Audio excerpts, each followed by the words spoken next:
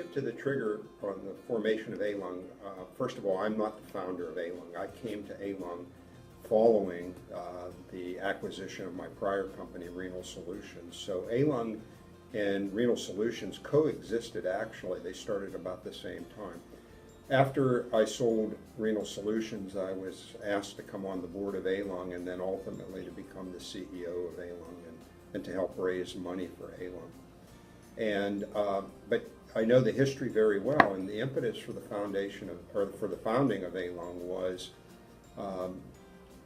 two founders. One, a cardiothoracic transplant surgeon, world famous here at the University of Pittsburgh Medical Center, and an engineer, PhD, at the Medical Devices Laboratory at the McGowan Institute, realized that an artificial lung was needed to assist patients whose lungs were failing. Basically, they were in respiratory failure.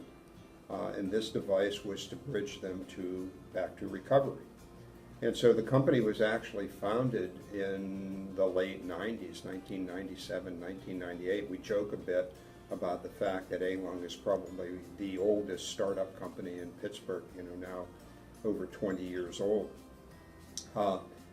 The company, after its founding, went down a path of developing the technology, but realized, based on feedback from the market, that the technology was moving in the wrong direction. In 2005, changed directions to the current version of the technology.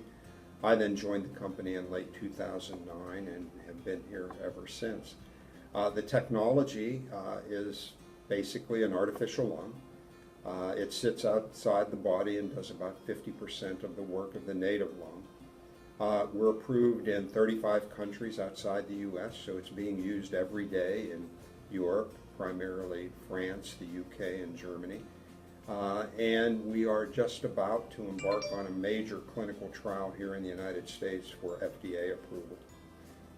So it's been a long path, and what most entrepreneurs need to realize, and this is where opportunities like the Three Rivers Venture Fair comes in, and that realization is that it always takes more money than you think it will take, and it always takes longer than you think it will take.